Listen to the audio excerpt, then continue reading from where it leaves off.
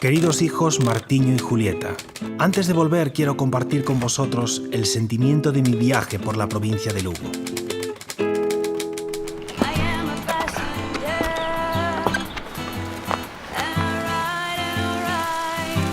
Primero os diría que las fortunas se componen de momentos que no tienen precio.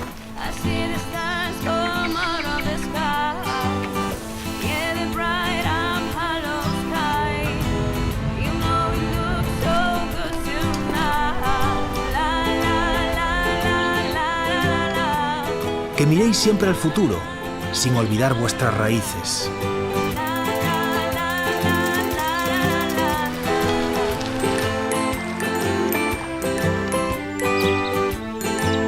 Que allí donde vayáis, no habrá nada mejor que sentir que estáis en vuestro hogar.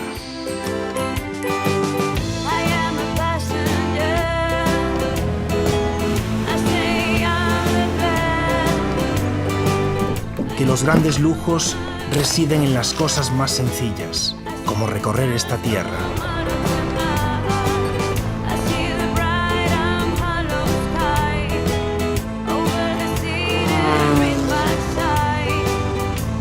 Os diría que es hermoso pasar la vida prediciendo el tiempo, pero lo es más todavía poder tocar las nubes.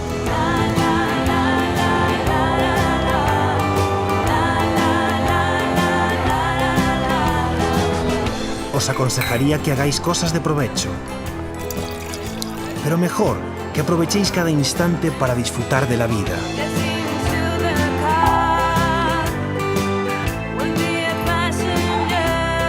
Os diría que tengáis los pies en la tierra, pero que también existen maravillas en su interior.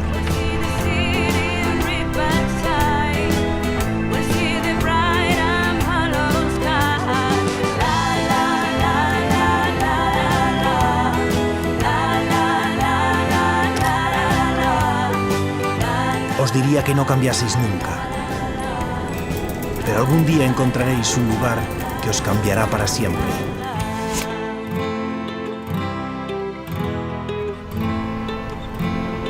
Lugo cambia.